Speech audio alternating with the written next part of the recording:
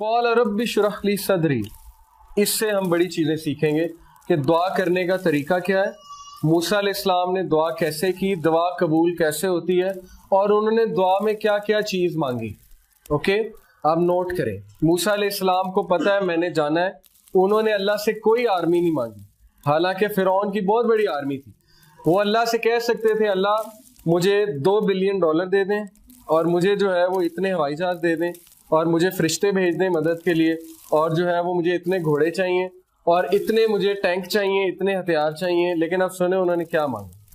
قال رب اشرح لی صدری، سب سے پہلے he said oh my lord open for me my chest، میرے شرح یعنی کھول دے، کس کو؟ صدر کو، میرے سینے کو کھول دے، یعنی گرانٹ می، اس کی تفسیر ہے grant me self confidence, contentment and boldness, okay, یعنی میک می فیئر لیس، اور جب میں وہاں جاؤں میں کانفیڈنٹ ہو کے بات کروں، اوکے، اور مجھے چیزیں دکھا، مجھے سمجھ آئے، میری آبزرویشن پاور کو بڑھائے۔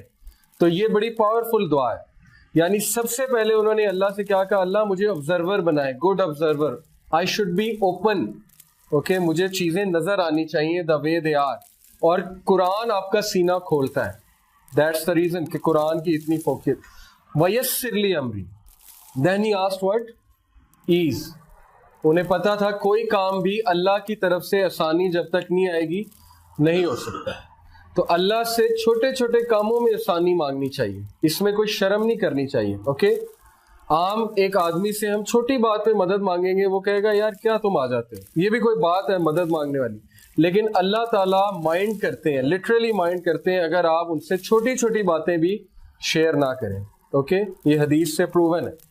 تو وَيَسِّرْ لِي أَمْرِي کہ کریٹ ایز ان مائی ٹاسک، اس میں بہت زیادہ آپ پیدا کریں ایز۔ وَاحْلُلْ عُقْدَةً مِّن لِّسَانِي، he knew his weakness، okay, آپ کو اپنی ویکنس پتہ ہونی چاہیے۔ ان کی ویکنس کیا تھی؟ لکنت، زبان میں لکنت تھی، تتلا کر بولتے تھے، کیونکہ بچپن میں ایک کوئلہ منہ میں لے لیا تھا کھیلتے ہوئے، جس کی وجہ سے زبان ڈیمیج ہو گئی تھی۔ تو اللہ کو کہا کہ روانگی پیدا کیجئے میری زبان میں، کیونکہ آپ کر سکتے ہیں۔ علمہ البیان، آپ نے ہی سکھایا انسان کو بیان کرنا، تمام سپیچز آپ کی طرف سے ہیں۔ دیکھیں وہ چھوٹی چھوٹی چیزیں مانگ رہے ہیں، ہمارے لیے چھوٹی چیزیں ہیں کہ یہ بھی کوئی بات ہے اللہ سے ہم کہیں کہ اللہ میری زبان اس طرح کرتی ہے تو اس کو سیدھا کر دیں۔ ہم تو مانگیں گے اللہ مجھے دولت دے دے، مجھے یہ کر دے، اوکے، میری جو ہے وہ میرے پاس یہ آ جائے، وہ آ جائے، بڑا گھر آ جائے، لیکن he is asking value added things in life, کہ میری زبان کی لکنت ختم ہو جائے، یفقہوا قولی، تاکہ وہ میری سپیچ کو انڈرسٹینڈ کریں۔ کیوں؟ کیونکہ اب موسیٰ علیہ السلام کی نیت کیا تھی اس دعا کے پیچھے؟ پرسنل تھی، زبان کو کیوں وہ صحیح کروا رہے تھے؟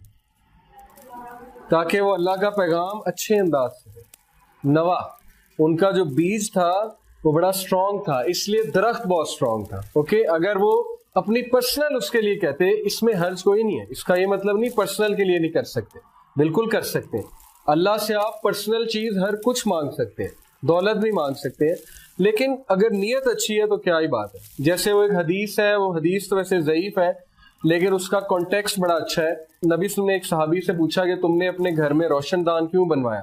انہوں نے کہا تاکہ ہوا آئے۔ تو نبی صلی اللہ علیہ وسلم نے کہا کہ کیا یہ اچھی بات ہوتی ہے اگر تم کہتے کہ اذان کی آواز آئے تو ڈبل ریوارڈ ہوتا، ہوا تو آنی تھی، اوکے، ہوا تو ایک نیچرل پروسیس ہے، لیکن تمہاری نیت یہ تھی کہ اذان کی آواز آئے تو یہ ریوارڈ بھی ہو جاتا، تو حرج کوئی نہیں ہے، لیکن نیت ہو تو بہت ہی اچھی بات ہے۔ وَجَعَلْ لِي وَزِيرًا مِّنْ أَخْلِي، پھر انہوں نے کیا کہا، appoint for me a helper from my family, ایک وزیر اخذ کریں۔ کیا ثابت ہوا؟ چینج کے لیے ریسورسز سے زیادہ کس کی اہمیت ہے؟ Man power, okay. ریسورسز سے اگر چینج آتی تو مشرکین مکہ جو ہے وہ کامیاب ہو جاتے ہیں۔ افراد سے چینج آتی ہے، اوکے، ان افراد سے جن میں پیشن ہے۔ بہت سے میں نے چیزیں دیکھی ہیں اپنی آنکھوں کے سامنے کہ ایک بڑے تگڑے قسم کے لوگ جن کے پاس بڑی ریسورسز ہیں، ایک پروجیکٹ شروع کرتے ہیں وہ فیل ہو جاتے ہیں، اور کچھ ایسے لوگ جن کے پاس کچھ بھی نہیں ہے وہ پروجیکٹ شروع کرتے ہیں اور وہ چھا جاتے ہیں۔ کیوں؟ مین پاور، اوکے، ان کے پاس ہیرے ہیں۔ ہیرو سے مراد ہے کہ جو بے لوس کام کرتے ہیں اور جو سیلری کی طرف نہیں جاتے اور جو انسانیت کے لیے واقعی کچھ کرنا چاہتے ہیں، وہ لوگ چینج لے کر آتے ہیں، دوسرے لوگ چینج نہیں لے کر آتے۔ हारून अखी, सिर्फ ये नहीं कहा वजीर दे, उन्होंने कहा मेरा भाई दे, हारून को दे। ये बिल्कुल इसी तरह है, आप अपने बॉस के पास जाएं और आप उन्हें कहें कि सर मेरा एक असिस्टेंट रखते हैं, मैंने काम करना है, काम तो बड़ा अच्छा दिया आपने लेकिन एक असिस्टेंट रखते हैं। फिर आप उसे ये भी कहें कि ऐसा करें मेरे भाई को रखते हैं। ओके, तो ये आप बहुत स्पेसिफिक हो रहे हैं। वो आपसे पूछ सकता है कि क्या मतलब आपके भाई को क्यों रखें, लेकिन मूसा अलैहिस्सलाम शर्माए नहीं। इसलिए साबित ही हुआ कि आपकी जो दुआ होनी चाहिए उसके कुछ एट्रीब्यूट्स होने चाहिए। नंबर 1, वो दुआ फोकस्ड होनी चाहिए।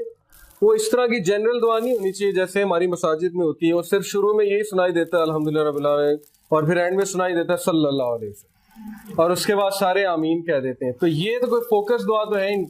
मुझे तो पता ही नहीं बीच में उन्होंने क्या कहा है। ओके, ना मैं खुद बीच में कुछ कह रहा हूँ। तो इट शुड बी फोकस्ड, क्योंकि आप रब्बुल आलमीन से बात कर रहे हैं। तो ये बदतमीजी है कि आप जो है वो फोकस नहीं है, आपकी तवज्जो कोई और है और आप जो है वो दुआएं किए जा रहे हैं जो आपने रटी हुई है। ओके, दूसरी बात, you should know what to ask. Okay, आपको पता होना चाहिए मैंने क्या चीज मांगनी है अल्लाह से, क्योंकि अल्लाह हर चीज दे सकते हैं।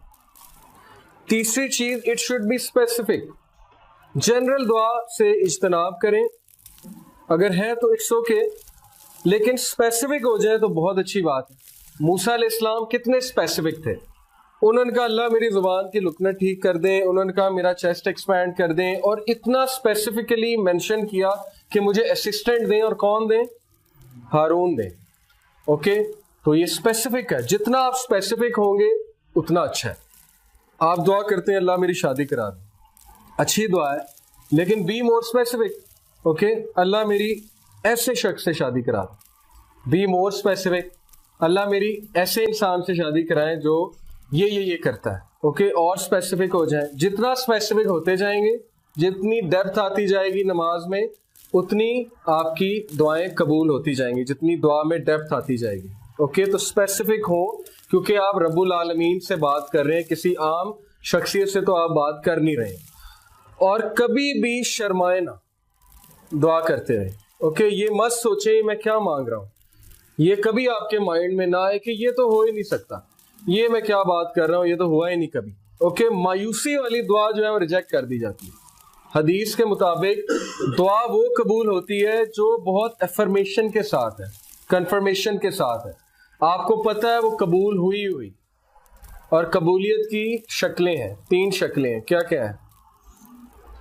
एक, या तो अल्लाह आपको वो दे देते हैं जो आप मांग रहे हैं। दूसरा, कोई तकलीफ आप पे है उसके बदले वो हटा देते हैं। और तीसरा, आपको आखिरत के लिए वो चीज रिजर्व कर लेते हैं और आखिरत में मिल जाती है। तो दुआ कभी रिजेक्ट नहीं होती, उसने कबूल ही होना है। ठीक है, लेकिन हमारा पैरामीटर ये दुआ की कबूलियत का कि वो चीज मिल जाए, तो ये दुआ की कबूलियत नहीं होती है। अल्लाह को बेहतर पता है आपके लिए अच्छी है कि बुरी है। कल को अल्लाह को आप ब्लेम कर देंगे कि मैंने ये मांगा था लेकिन आपको तो पता था ये अच्छी नहीं, तो फिर आपने क्यों दिया।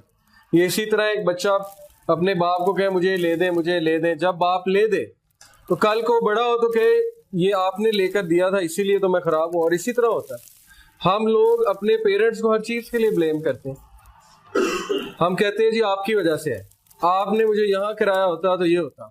जबकि अगर हम जाएं पीछे तो हमें ये देख के शर्मिंदगी होगी कि हमने ही फोर्स किया था हमें ये एक्शन लेने पे, वो मजबूर थे।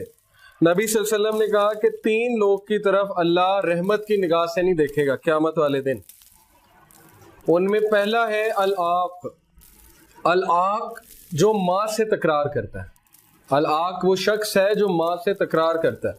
माँ कहती है बेटा ये क्या कर रहे हो, वो कहता है आपको नहीं पता, आपको क्या पता है, छोड़े बस इस काम। अल-आक, अल्लाह रहमत की निगाह से भी क़यामत वाले दिन उसको नहीं देखेंगे। दूसरा अल-मन्नान, अल-मन्नान है एहसान जतलाने वाला, किसी पे एहसान करके फेवर देके लोगों को बताता है मैंने उसके साथ ये किया, उसको तो पता है कुछ नहीं था, मैंने उसको सिखाया। ओके, ये आप अपना रिवॉर्ड ज़ाया कर रहे हैं, अपनी नेकियों को आग लगा रहे हैं। तीसरा वो मर्चेंट जो झूठ बोलकर सौदा बेचे, जो लोगों को धोखा दे कि मैंने ये चीज इतने की खरीदी थी और आपको मैं सिर्फ इतने की दे रहा हूं। तो बेसिकली झूठा इंसान, लोगों को इंप्रेस करने के लिए झूठ बोलने वाला इंसान, ये 3 लोग की तरफ अल्लाह रहमत की निगाह से भी नहीं। और इनमें सबसे स्केरी पहला है, کیونکہ یہ ہمارا المیہ ہے، یوتھ میں ہم لوگ ماں سے تکرار بڑی کرتے ہیں. اوکے، یہ چیز آپ چھوڑ دیں کیونکہ اس کی بڑی اسٹرکٹ وارننگ